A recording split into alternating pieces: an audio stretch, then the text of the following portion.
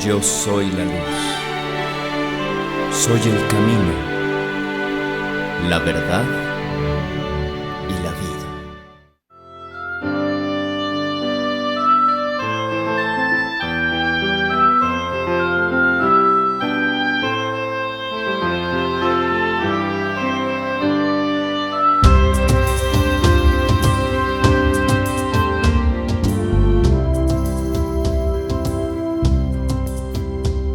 Mirando de frente con el corazón inflamado de amor, un pueblo ferviente que aclama y refleja a Dios.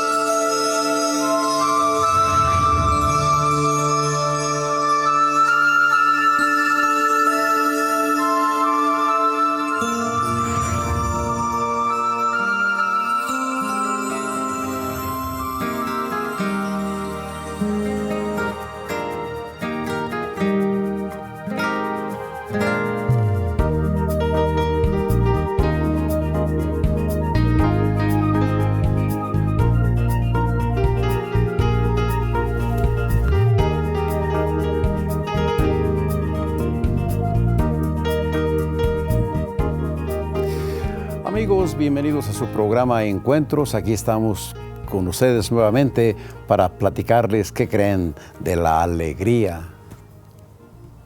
Ingeniero, ¿cómo de la alegría? Vamos a hablar de los sacramentos, especialmente el día de ahora vamos a hablar del sacramento de la confirmación. Ay, se me olvidaba que Pedro decretó que después de hablar del bautismo habláramos de la confirmación. Por supuesto, es un sacramento maravilloso. Bueno, Pedrito, con la venia de la autoridad, vamos a hablar del sacramento. Del sacramento, ¿verdad?, de la confirmación. De la confirmación. Pues muy bien, comenzamos. Y comenzamos, préstame el libro, hablando del catecismo de la Iglesia.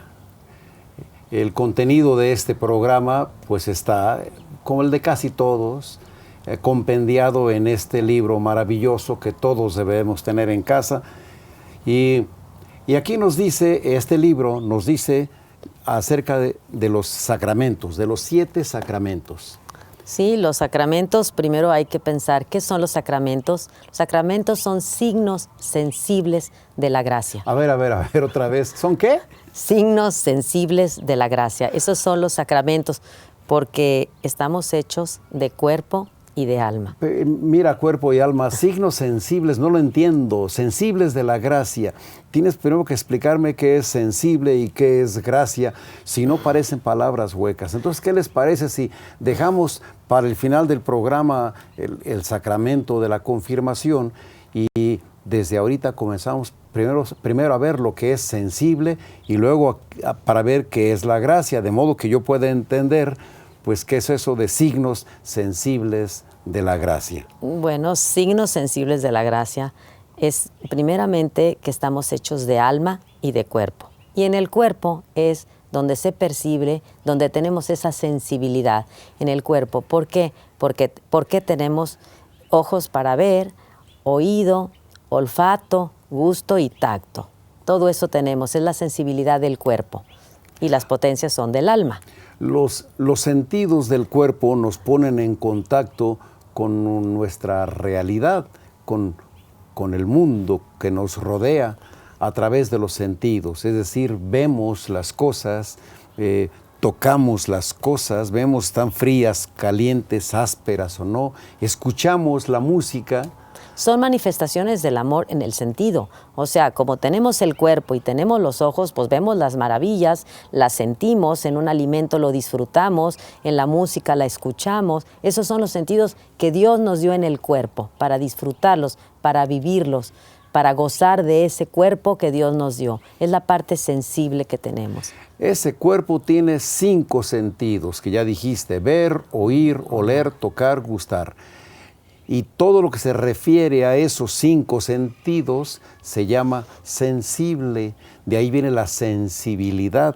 La sensibilidad no es del alma, es del cuerpo. Lo sensual. No se vayan a confundir sensual con sexual. Lo sexual es otra cosa. Lo sensual es ese sentimiento, eso que sientes en el cuerpo, que te excita de una manera de felicidad, que te llena de placer, de gusto, sanamente. Es hermoso. Todo lo referente a los sentidos es sensual, aunque le hemos dado por costumbre la connotación de que lo sensual es lo sexual, pero genéricamente todo lo referente a los sentidos del cuerpo es lo sensual. Y el cuerpo es fuente de gran alegría y de gran felicidad. El cuerpo es muy querido por nosotros, lo cuidamos, lo peinamos, le damos vitaminas para que nos dure mucho tiempo. Hacemos ejercicio, lo robustecemos, lo tenemos que cuidar, es un mandato de Dios, Dios nos lo regaló. Porque el cuerpo es un regalazo, y tener el cuerpo y tener la salud y tener los sentidos, pues nos permite que con los 5 sentidos disfrutar de muchas cosas bonitas, muchas cosas extraordinarias. El cuerpo es una maravilla. Más adelante, cuando hablemos de los filósofos griegos en este programa, hablaremos un poquito más del cuerpo. Ahorita vamos dejando las cosas ahí. Lo sensible es lo que percibimos con el cuerpo. De modo que cuando nos dice el Catecismo de la Iglesia Católica que los sacramentos son signos sensibles de la gracia, quiere decir que son signos que percibimos con el cuerpo, que los vemos, que los sentimos, que los comemos. Por ejemplo, en el bautismo, el agua que corre por la cabeza del niño bautizado. En la confirmación, ¿qué sería? En la confirmación es el óleo, el aceite que te ponen en la frente. El agua te la ponen en la cabeza en el bautismo. En la confirmación es sobre la frente. Es donde te la implanta, te la pone el obispo. El sagrado crisma, es un aceite de oliva aromatizado, perfumado. Y en la penitencia, la absolución del sacerdote y las palabras. Las palabras son sensibles, claro, las percibimos con los oídos. Y una bendición es sensible, claro, la estamos viendo. Y en el matrimonio también hay unas palabras de un compromiso que hay. Sí, yo fulano te acepto a ti, perengana, como mi esposa, y te prometo, etcétera. Esos son signos sensibles. Sí, no los ves, los escuchas, los sientes. Esa los es alegría. Percibes con el cuerpo, por eso son sensibles, porque son corporales. Podríamos llamarle corporales y querría decir exactamente lo mismo. Y en el matrimonio, la materia del sacramento del matrimonio es el cuerpo de los esposos. Entonces, cuando los esposos unen sus cuerpos en el hecho conyugal, ahí se consuma el matrimonio sacramental. Para aquellos mojigatos que dicen que el sexo es cosa fea, fuchi y del diablo, es el mejor invento de Dios. Y materia del sacramento del matrimonio. Y también en el orden sacerdotal y en la unción de enfermos se ungen con el sagrado crisma a los sacerdotes y a los enfermos. Entonces, los 7 sacramentos tienen materias de tal manera de hacer signos sensibles de la gracia. Hasta la Sagrada Eucaristía, que es realmente la más importante, el más importante sacramento que Dios nos dejó nuestro Señor. La Sagrada Eucaristía es un signo sensible que por la vista ves la hostia consagrada, sabiendo ciertamente que Jesucristo está vivo y verdadero en ese sacramento. Y además lo comes, y por el gusto lo pruebas. Y por el gusto. Lo saboreas. No, y lo sabes, tocas con sí. tu lengua, lo tocas con tu cuerpo. Qué bueno que mencionaste la Sagrada Eucaristía, porque es el sacramento más importante, es el centro y raíz del cristianismo, la Sagrada Eucaristía. Y Santo Tomás de Aquino dice que todos los sacramentos van encaminados hacia la Sagrada Eucaristía. Y cuando una cosa la dice Santo Tomás de Aquino, pues hombre, tiene todo el respaldo y toda la autoridad de la Iglesia, ya que la filosofía de la Iglesia es una filosofía aristotélico-tomista, refiriéndose a Tomás de Aquino. Pues Tomás de Aquino nos dice que así de grande es el sacramento de la Sagrada Eucaristía. Es el centro de nuestra religión y todos los sacramentos conducen hacia la plenitud de la Sagrada Eucaristía. Claro. Entonces, claro, es el mayor de los sacramentos y es donde se nos entrega nuestro Señor y está dentro de nosotros. Y ese es el más maravilloso de todos los sacramentos, tenerlo aquí adentro, y nos da esa potencia tan grande como es, esa gracia tan grande como es la inteligencia y la voluntad, porque Dios es inteligible. Y eso es importantísimo conocerlo y saberlo. ¿Por qué nos da esos dones, esa gracia tan especial? El cuerpo humano decíamos que tiene 5 sentidos, pero estamos hechos de cuerpo y alma. Dios, que creó el cuerpo, también creó el alma, porque Dios es creador de todo lo visible y lo invisible, y el cuerpo se ve, pero el alma no se ve. Dios es creador del alma. Y así como el cuerpo tiene los 5 sentidos que nos hacen percibir la realidad, el alma tiene 2 potencias. La inteligencia y la voluntad. Creo que hace como 4000 años Platón hablaba exclusivamente de eso, ¿verdad? De las potencias del alma como prioridad en la vida del ser humano. Platón decía que por la inteligencia podemos captar muchas cosas. Precisamente. Muchas cosas hermosísimas. Y decía Platón que las cosas más grandes las percibimos por la inteligencia, no por los sentidos. O sea, no las percibimos por el alma, no por el cuerpo. Para empezar, decía Platón, y lo sigue diciendo la Iglesia Católica, dice, Dios no es sensible, Dios es inteligible. A Dios no lo percibimos por los 5 sentidos, ver, oír, oler.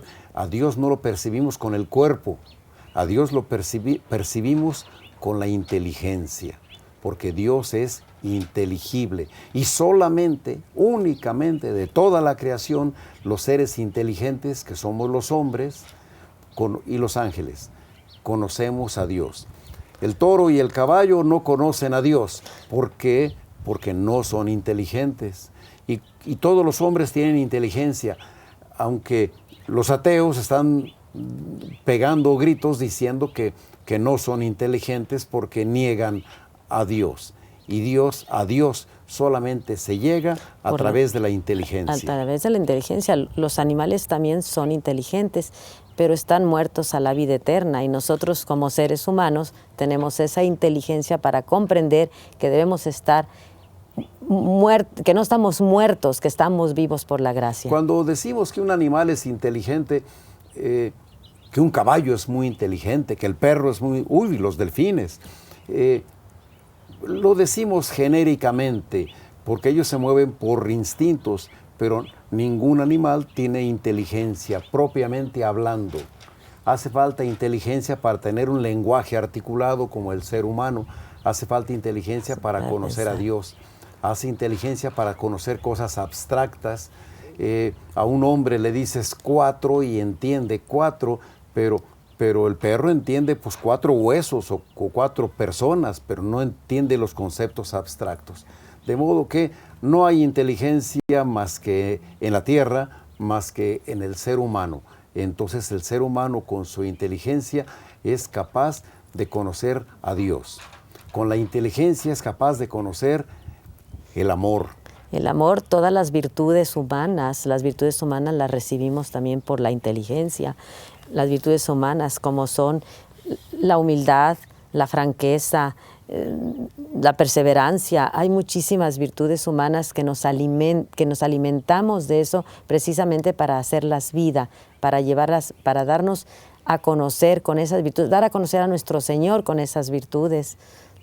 Las virtudes proceden ya no del cuerpo tanto, sino que más bien del alma, de las potencias del alma, de la inteligencia y la voluntad, de esa alma inteligente que le gusta la virtud y de esa voluntad que está dispuesta a luchar para adquirirla, para hacernos magnánimos, hacernos humildes, hacernos francos, honestos, laboriosos, leales, firmes, veraces, todas esas amorosos. Virtudes que siempre valen, son virtudes que se quedan, son virtudes que te llevan al cielo.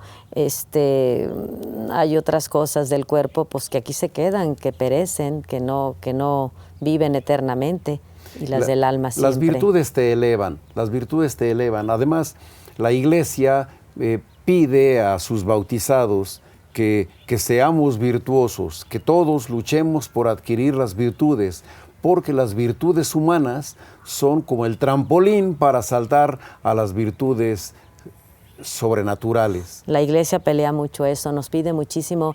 La Iglesia se preocupa precisamente por el mundo actual que estamos viviendo, la globalización, todas estas cosas que ahorita se viven de desear más, tener más, poseer más, ser más por lo que tienes, no por lo que eres. Hay que luchar por lo que somos, porque eso trasciende, eso te lleva al cielo. Lo demás aquí perece, aquí no te dejan nada. Te dejan momentos de alegría, de felicidad, pero aquí terminan. No trascienden, no te llevan a la gloria. El materialismo tal vez nunca se había vivido tanto como ahora por la abundancia que da el progreso humano. Sí. El materialismo es un irnos más hacia las cosas del cuerpo que hacia las cosas del alma. El bienestar, el bien vivir, sí. Y vámonos a Platón. Hace 2400 años que en Grecia Platón observó y le enseñó a sus discípulos cómo las cosas del alma, las cosas espirituales, son más elevadas que las cosas del cuerpo y no son perecederas, son eternas. Entonces Dios, el amor, la comprensión, la fidelidad, la fe, la tranquilidad, la paz, esas cosas espirituales son tan elevadas que Platón comenzó a despreciar las cosas corporales para concentrarse solamente en los bienes del alma, en esos bienes que solamente se adquieren por la inteligencia y por la voluntad. Platón se equivocó solamente porque despreció el cuerpo. Pero un discípulo de él, no muy mal filósofo que digamos, Aristóteles dijo: no, maestro, es verdad todo lo que dices, es verdad que el alma nos hace llegar a las alturas más grandes del conocimiento y de la felicidad, pero el cuerpo tiene lo suyo. Es el templo del alma. El cuerpo y el maestro del alma. El alma está metida en el cuerpo. Y el cuerpo le enseña al alma sus primeras lecciones. Por eso hay que cuidarlo. Deja poner un ejemplito rápido sobre por qué dicen los filósofos que el cuerpo es el maestro del alma. Porque en el alma, en la memoria, en el entendimiento, en los recuerdos, tienes muchas escenas que te dio el cuerpo. Entonces, puedes imaginar grandes cosas por la información que te dio el cuerpo. Pero si el cuerpo no te hubiera enseñado esas cosas, tú no podrías saberlas. Y se preguntan, ¿cómo le explicarías tú a un ciego de nacimiento la diferencia entre rojo y amarillo? ¿Le podrías acaso explicar a un sordo el timbre de un violín comparativamente con el de un tambor? Hace falta que primero el cuerpo le enseñe al alma cómo suena el tambor y cómo suena el violín y cómo son los colores y cómo son los sabores. Por eso el cuerpo es el maestro del alma. Y Aristóteles le dijo a Platón, somos cuerpo y alma, y el cuerpo, si vieras qué delicias tiene. Cuántas maravillas podemos hacer de veras con el cuerpo, teniendo el alma a Dios, o sea, cara a Dios. El cuerpo se mueve de acuerdo a los sentimientos buenos que tú tengas en el alma. Eso es lo que te lleva definitivamente a la gracia de llegar un día a Dios. Eso que hagas con el cuerpo, sano, bonito, bueno, es la diferencia. La filosofía cristiana es aristotélica, en el sentido de que sigue a Aristóteles. La filosofía cristiana ama al cuerpo como un don de Dios, como un regalo de Dios. Y es un instrumento para servir a Dios, porque a Dios se le ama en cuerpo y alma. Sobre la tierra hay dos amores así. Solamente al cónyuge y a Dios se le puede amar en cuerpo y alma. Entonces la iglesia dice, el cuerpo es un don de Dios gigantesco. Es enorme. sagrado, simple y sencillamente porque está hecho por Dios y tenemos que cuidarlo como tal, como una cosa sagrada. Sobre todo Así que es. está hecho a imagen y semejanza de Dios. Esa es la grandeza. Todos los demás animales y plantas, todos los vivientes y todos los no vivientes como la luna y el sol, son criaturas de Dios. Pero el hombre es hijo de Dios. Por el bautismo, decíamos, adquirió la filiación divina. El hombre está hecho a imagen y semejanza de Dios. El hombre es como Dios, es semejante a Dios, porque es eterno como Dios. Comenzamos a existir, pero jamás dejaremos de existir. Igual que Dios, solamente que Dios es eterno hacia el pasado y eterno hacia el futuro. Nosotros solamente somos eternos hacia el futuro. Con cuerpo y alma. Nos iremos en con cuerpo y alma, exactamente. porque habrá resurrección de los cuerpos y demás. Y nos volveremos a unir. El hombre está hecho a imagen y semejanza de Dios. Y es un hijo de Dios. Y tiene un chispazo de la inteligencia de Dios. Hermosísimo. Entonces, el hombre comparte con Dios muchas cosas, porque Dios quiso hacer al hombre semejante a él. Bueno, qué cosa tan más maravillosa de veras tener la filiación divina. Eso es lo que nos hace hijos de Dios, en que nos da el que el sarmiento se une a la vid, y es eso, con cuerpo y alma, no nomás el alma. Bueno, pues el cuerpo tiene muchas maravillas. El cuerpo tiene un lenguaje, es capaz de hablar y de comunicarse, y hay algunos cuerpos que hasta cantan. Cantan y bailan y todo. Bueno, son manifestaciones del amor. Dios es amor. Y las manifestaciones del amor es la alegría. Eso es la representación de Dios, el que un alma sea feliz. Dios quiere la felicidad para todo ser humano. Dios no quiere que sufra. Dios permite el sufrimiento porque nos espera una gran gloria. Debemos de entender eso, que el sufrimiento en los seres queridos es algo que nos va a llevar a Dios, nos va a enriquecer, nos va a enseñar a que a través de ese sufrimiento pues somos corredentores y vamos a lograr ese cielo. Entonces, aún en el dolor debemos de sonreír, porque somos ejemplo para muchos, porque vamos a llevar esa misión a otros, con esa misión a otros al cielo. Eso es algo muy grande que debemos pensar todas las personas que de alguna manera sufren en el alma, sufren en el cuerpo. Tenemos ese consuelo tan grande que ese sufrimiento nunca va a ser en vano. Sufrimiento del cuerpo te lleva también a Dios. Pues, ¿qué te parece si a esas personas que sufren en los hospitales y en las cárceles y donde nos escuchan, y también en los hogares, les llevamos la alegría del canto y la voz y la sensibilidad de Ilian, que se encuentra en este programa con nosotros?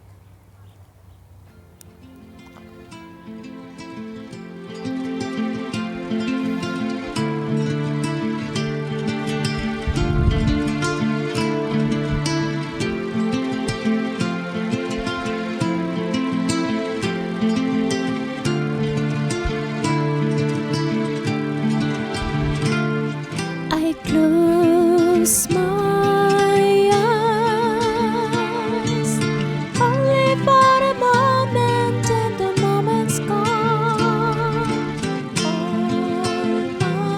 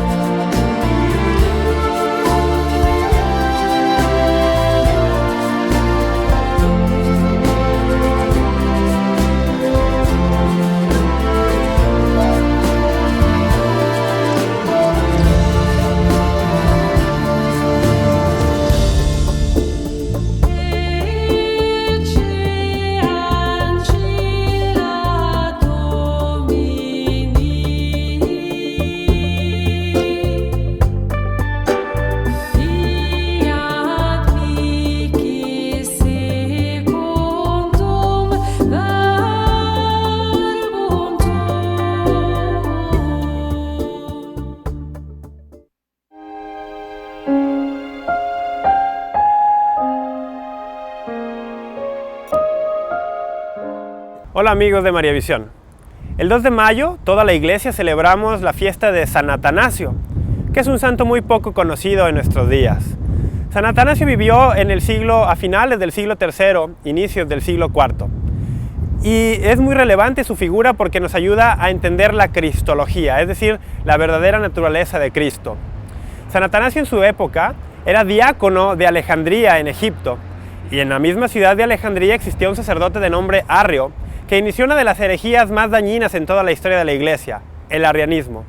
Lo que Arrio decía era que Jesús y el Padre, es decir, el Padre y el Hijo, no eran de la misma naturaleza, que no eran de la misma sustancia. Arrio decía que el Padre en relación al Hijo, o el Hijo en relación al Padre, mejor dicho, eran casi de la misma naturaleza.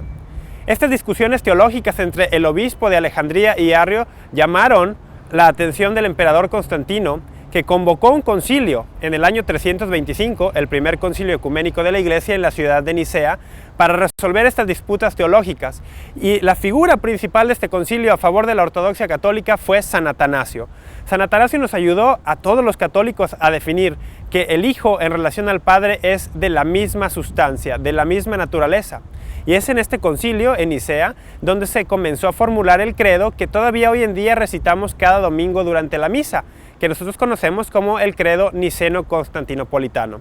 La figura de San Atanasio, pues, es muy importante porque es una figura que defendió siempre la ortodoxia católica, una figura que siempre defendió la verdadera naturaleza de Cristo y que nos ayudaría hoy en día a defender nuestra fe contra esos ataques de personas que hoy, en pleno siglo XXI, siguen manteniendo ideas arrianas acerca de Jesús no siendo igual al Padre. Estemos pues con la Iglesia, estemos con San Atanasio y alegrémonos de que ha habido tales campeones de la fe a lo largo de los siglos.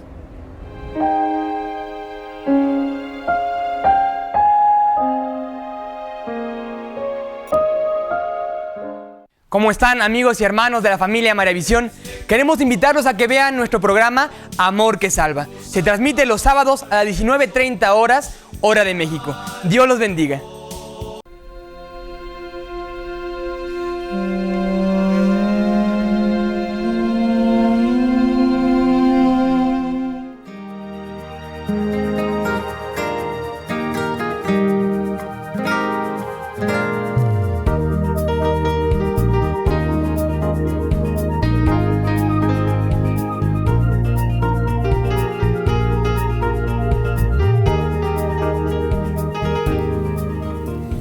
Estamos hablando de los sacramentos, concretamente en este programa del sacramento de la confirmación, y decíamos que por definición del Catecismo de la Iglesia Católica, los 7 sacramentos son signos sensibles de la gracia. Ya vimos en la primera parte que por qué son sensibles. Y ahora vamos a ver en la segunda parte algo acerca de la gracia. Entonces, ¿qué es la gracia? La gracia es tener vida, es estar vivos, estar muertos al pecado y tener la vida eterna. Es no aceptar el pecado, no vivir en pecado. Esa es la mayor gracia, estar vivos porque tenemos la gracia, porque nos vamos a ir al cielo, porque vamos a vivir en ese estado de gracia, porque ya fuimos bautizados. Los bautizados estaban muertos y recibieron ese sacramento y ya están vivos porque ya tienen ese sacramento de vida. En la confirmación ya estamos vivos y recibimos el confirmar ese sacramento tan hermoso de recibir al Espíritu Santo. Yo quisiera hacer una precisión acerca de vivos y muertos, porque para la Iglesia, muerta es un alma que está en pecado, y viva es un alma que está en gracia. Entonces, de esa manera dice, la comunión es un sacramento de vivos. Quiere decir, es un sacramento que se debe de comulgar en estado de gracia.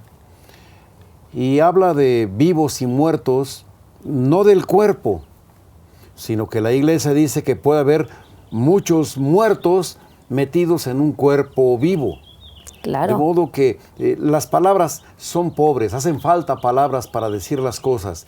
Y con muerto y vivo se dicen dos cosas distintas. En cuanto al cuerpo, estar muerto es estar cadáver. Y en cuanto al alma, estar muerto es estar en pecado. Entonces, la gracia sería la ausencia de pecado mortal. De hecho, por esa razón se llama pecado mortal, porque mata al alma. Podemos decir que en el infierno, desgraciadamente, están almas muertas, porque están en pecado mortal, y que en el cielo y el purgatorio solamente habrá, por supuesto, almas vivas. Entonces, vida y muerte significan en cuanto al cuerpo una cosa y en cuanto al alma otra cosa. Pero hacen una grandísima diferencia. El que está muerto por el pecado, pues nunca va a conocer a Dios, nunca va a tener la vida eterna, vivirá esta vida y se quedará aquí para luego pues ir al infierno, ser condenado, porque nunca tuvo la visión, la gracia de pedir el perdón, que Dios te lo concede con la absolución, con la confesión de tus pecados. Y eso es estar muerto, cuando no tienes esa gracia, esa absolución, ese venir a la vida eterna.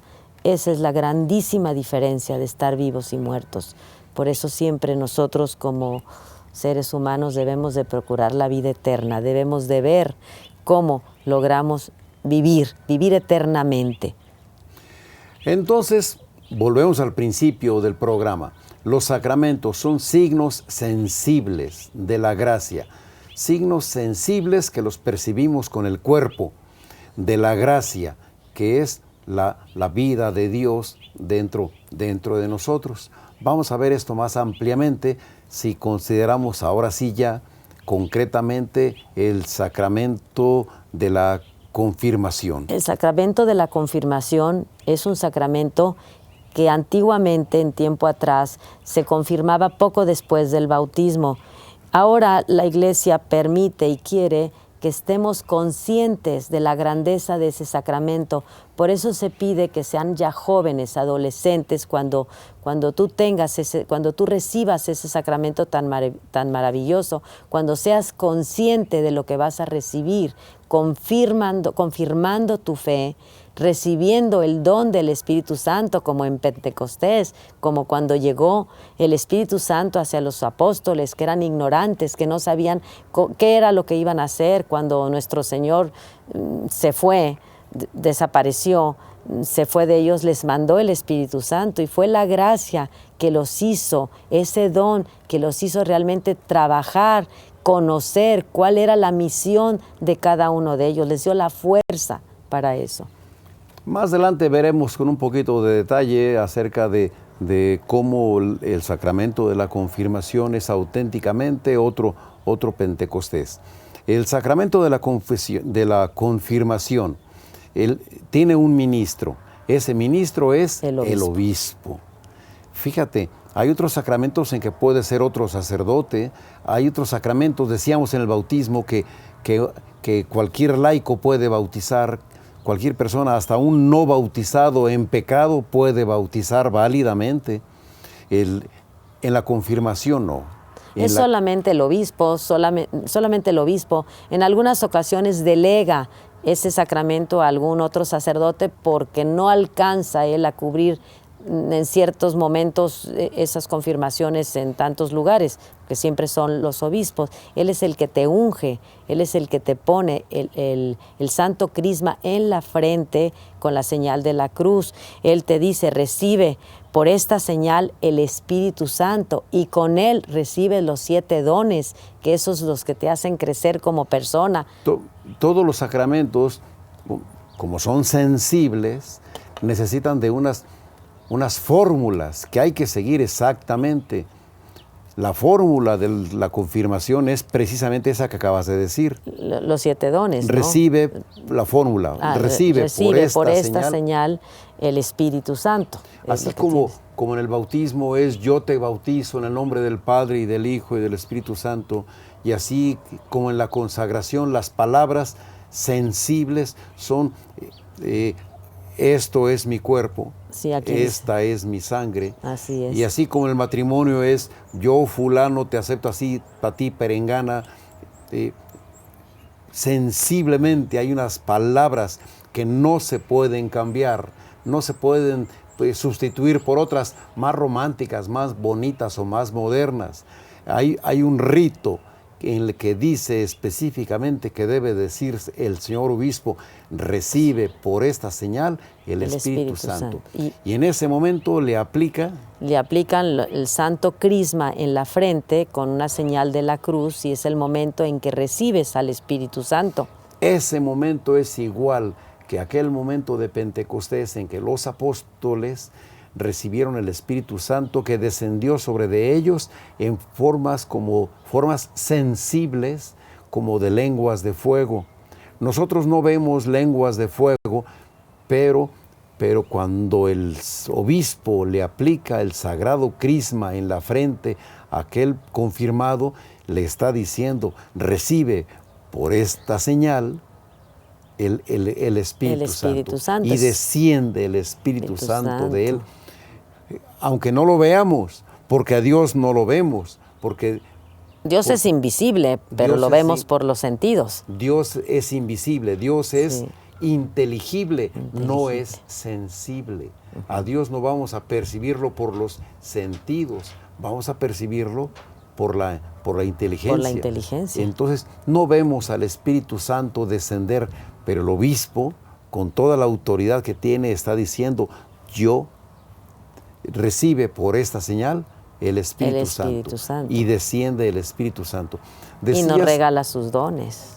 Decías que el ministro es el obispo, pero también le puede delegar eso en otro sacerdote. El señor obispo tiene quien le ayude y puede delegarle ese poder temporalmente a algún sacerdote. Sí, le da la facultad temporalmente, no lo hace él por iniciativa propia. Ni se la da permanentemente. No, ni se la da permanentemente. ¿Le puede el obispo dar esa autoridad a un laico? No, definitivamente no. Tiene que ser un sacerdote. Bueno, es que este sacramento es un sacramento magno, del cual seguiremos hablando un poquito más adelante, como que es uno de los sacramentos que imprime carácter. Imprime carácter, vives y mueres con él. A diferencia del bautismo, que lo puede dar ese sacramento cualquier persona, sobre todo en caso de muerte, aquí no, solamente es el obispo y un sacerdote delegado. Puede bautizar cualquier persona, sacerdote o no sacerdote, hombre o mujer, pero la confirmación solamente el señor obispo. El señor obispo. Y no se lo puede delegar a un laico. No, definitivamente no. Y decíamos que ese sacramento imprime carácter. Imprime carácter. Que quiere decir que en la vida y en la muerte esa persona ya es una persona confirmada. Y como es confirmado el bautizado. El bautizado. Hay 3 sacramentos que imprimen carácter, habíamos platicado, que es el bautismo, la confirmación y el orden sacerdotal. Y la Sagrada Eucaristía, ¿no? Esa no es. No, ¿verdad? La Sagrada Eucaristía no.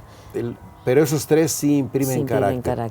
Esos 3. Que vives y mueres con ellos. Sí, efectivamente. La Sagrada Eucaristía no, porque se puede recibir repetidamente. Sí. Solamente te pueden bautizar una vez, solamente te pueden confirmar una vez, ¿verdad? Pero los que no imprimen carácter los puede recibir muchas veces. Sí. Hay señoras que se casan muchas veces. Sí, si lo hacen ya viudas como quieran, nomás que solamente así se permite.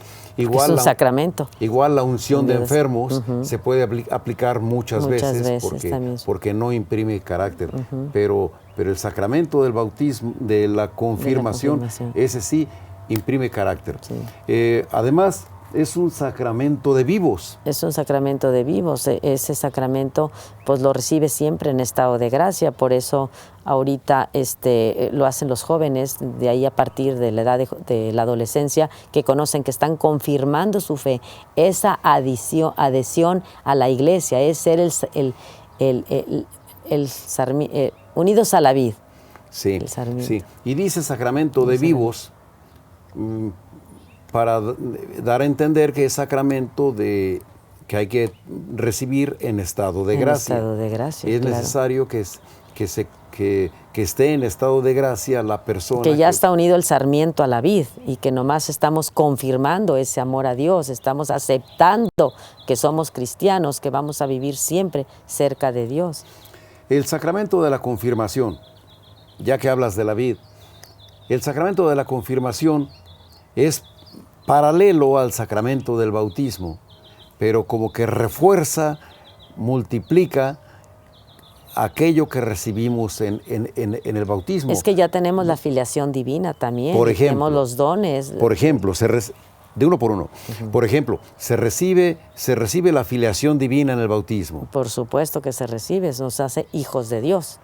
Es ese. Y en la confirmación, esa filiación divina se refuerza, se enraiza profundamente en el alma, se multiplica por mucho, aumenta su volumen, su tamaño, la realidad enorme de ser hijos de Dios. Hijos de Dios. Es un sacramento maravilloso, porque solamente con el pecado lo podemos perder. Entonces nosotros tenemos que siempre luchar, y Dios nos da las gracias para luchar y seguir siendo fieles a ese amor a Dios.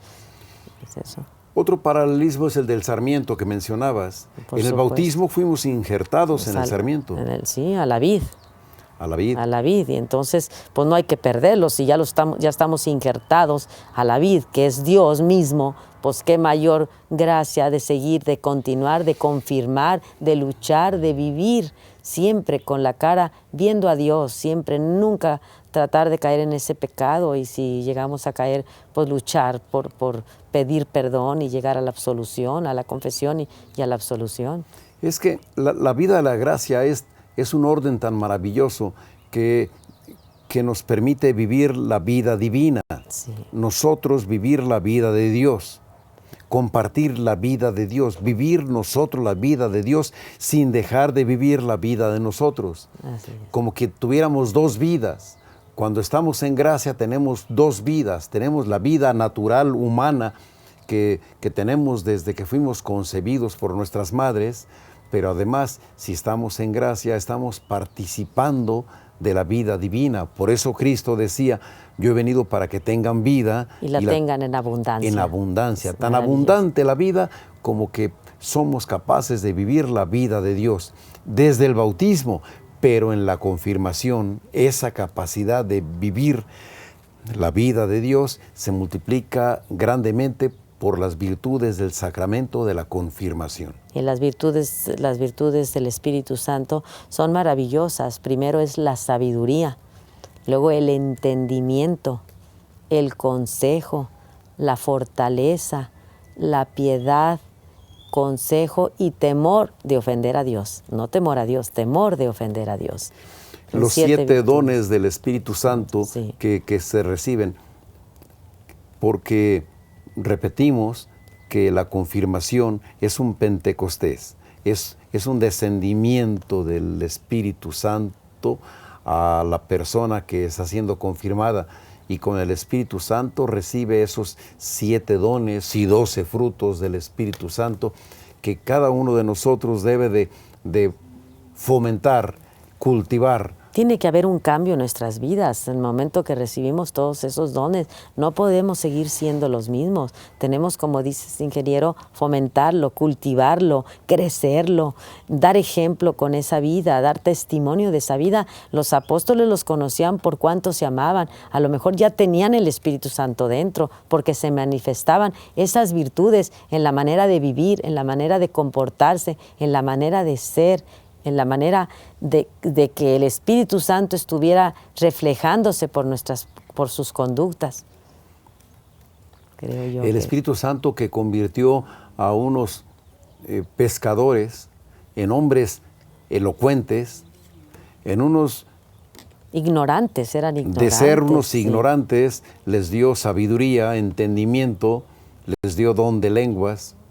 De ser unos hombres timoratos que negaron a Cristo, que huyeron y lo dejaron solo en el huerto de los olivos. A ser valientes, grandes y valientes. Tan valientes de que de frente, de cara, diciéndole al sumo sacerdote, cuando el sumo sacerdote les prohibía que que siguieran anunciando el nombre de Jesucristo. Entonces, con gran sabiduría, San Pedro le dice: hermanos, juzguen por ustedes mismos. ¿A quién tenemos que obedecer? ¿A Dios o a los hombres? Esa sabiduría, esa resiedumbre, pues le vino de haber recibido el Espíritu Santo. Porque el Espíritu Santo nos llena de sus 7 dones. No quiero repetirlos, pero no me los aprendí. La sabiduría, el entendimiento, el consejo, ¿qué es el consejo? La fortaleza, la ciencia, la piedad y el temor de ofender a Dios. El sacramento de la confirmación también multiplica la unión con Cristo y con la Iglesia. Esa unión la tuvimos desde el bautismo. Ya fuimos miembros del cuerpo místico de Cristo. Esa unión se multiplica, se potencia con la confirmación. Hay muchas personas que no están confirmadas. Por favor, no desprecien ese sacramento. Acudan, se enriquece mucho el alma recibiendo el sacramento de la confirmación. Van a recibir los mismos dones y talentos que se recibieron en el bautismo, pero multiplicados por muchos números. Es que hay que estar primero en estado de gracia, hay que estar vivos, ya es un sacramento de vivos. No permitamos que el pecado nos mate, ese derecho de estar vivos y de ver a Dios. Entonces, hay que acercarnos al sacramento de la confesión, que ya hemos hablado y volveremos a tocarlo, pero ahorita es pensar que estando en estado de gracia debemos de ser confirmados, porque eso nos va a dar toda la fuerza que necesitamos para vivir como hijos de Dios. La fuerza para ser dóciles, dice el catecismo, que el sacramento de la confirmación nos hace ser dóciles a las inspiraciones de la Iglesia, de Dios, del Espíritu Santo. Dóciles, obedientes, sumisos, deseosos de agradar a Dios. Nos facilita cumplir la misión para la cual estamos aquí en la tierra. Nos fortalece muchísimo, nos fortalece el alma, nos fortalece el cuerpo, nos fortalece el espíritu. Todos esos dones tan maravillosos, si los contempláramos y los leyéramos en el Catecismo de la Iglesia Católica para saber el contenido de todo eso, no hay que ser ignorantes. Tenemos libros que la Iglesia nos da casi gratuitamente para poder crecer en la fe, y si nosotros nos alimentamos de esa fe, de ese conocer, el que no conoce no ama. Si lo conoces, lo amas, si lo llevas, lo haces vida y trasciende en la familia, trasciende en el trabajo, trasciende en todo el ámbito que nos movemos nosotros, que seamos realmente testimonio y testigos de ese amor de Dios. Hay 2 libros, el Nuevo Testamento y el Catecismo de la Iglesia, que no pueden faltar en la casa, en cada hogar. Ojalá y que tomemos la costumbre de leer todos los días un fragmentito del Evangelio y un fragmentito del Catecismo de la Iglesia. El Sagrado Crisma que utiliza el señor obispo para confirmarnos fue preparado el Jueves Santo. El Jueves Santo, cada parroquia va el jueves o el Viernes Santo, va a las catedrales a traer, les da en una pequeña, en un cofrecito pequeño, da ese sagrado crisma para que todas las parroquias puedan ungir en el sacramento de la confirmación a todos sus feligreses que quieren ser confirmados. Estamos hablando en estos días sobre los sacramentos. Una urna. Por órdenes de Pedro, no es cierto. Estamos hablando de los sacramentos porque fue precisamente en los 40 días que Cristo estuvo en la tierra después de su pasión, en las que instituyó sus 7 sacramentos y los dejó en la tradición apostólica. Me explico. Nuestro Señor Jesucristo está en la tierra desde el Ángelus, desde que la Virgen María lo concibe en sus entrañas purísimas, hasta la ascensión. Hasta la ascensión. Hasta la ascensión a los cielos. Hasta el jueves de ascensión. Sí, cuando murió, aquí se quedó también, y se quedó precisamente con cuerpo y alma, y Él se hizo presente con los apóstoles. Esa segunda cuaresma, esa la recibieron los apóstoles exclusivamente para ellos, para irlos formando, para irlos enseñando, para irles dándole los sacramentos y ver cómo se iban a llevar a cabo, porque ellos no sabían nada, ellos se quedaron temerosos con la muerte de nuestro Señor. Sin embargo, se les apareció en varias ocasiones dándoles esa paz, ese amor, esa tranquilidad para la misión que iban a tener. El alma de Cristo estuvo temporalmente en el cielo en esos días, aclarando. Cristo, en cuanto Dios, segunda persona de la Santísima Trinidad, es eterno, no tiene principio ni tendrá fin. Pero en cuanto hombre, comenzó a existir hace 2000 años en las entrañas de la Virgen. El cuerpo de Cristo no preexistía antes de la Virgen, el alma de Cristo tampoco, sino que comenzó a existir en las entrañas de la Virgen, igual que nosotros, igual que nuestro cuerpo y nuestra alma, que comenzaron a existir en las entrañas de nuestras madres. Y cuando muere Cristo en el Gólgota, se separan el cuerpo y el alma. En toda muerte hay una separación de cuerpo y alma. Se separan en el Gólgota. Y el alma de Cristo sube a los cielos, abre la gloria, recibe a los justos que estaban en el seno de Abraham.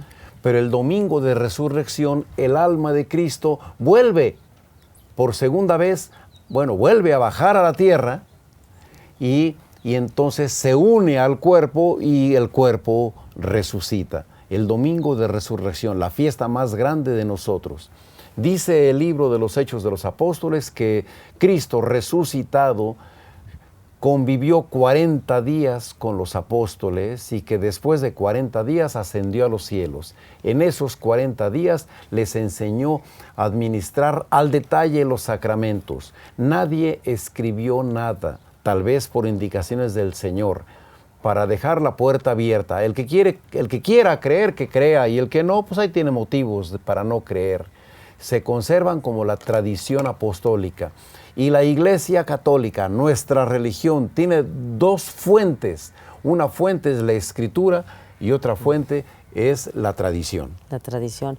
Bueno, lo más importante para un cristiano es precisamente la resurrección de nuestro Señor. Por eso tiene tanto sentido. La muerte no tendría sentido si no fuera por la resurrección de nuestro Señor. Entonces, en eso tenemos que reflexionar nosotros, que Dios nos quiere vivos. Él resucitó precisamente para darnos la vida eterna. Entonces, estos sacramentos nos alimentan y nos llevan a darnos vida, a seguir con esa vida. Aspiramos a vivir, a tener vida en abundancia, y además Dios lo prometió, todos queremos tener vida en abundancia.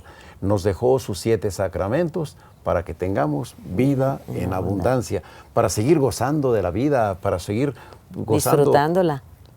Claro que sí, como se disfruta una bella canción. Una bella canción que la vamos a tener ahorita con Ileán, seguramente. ¿La escucharemos? La escucharemos, claro que sí.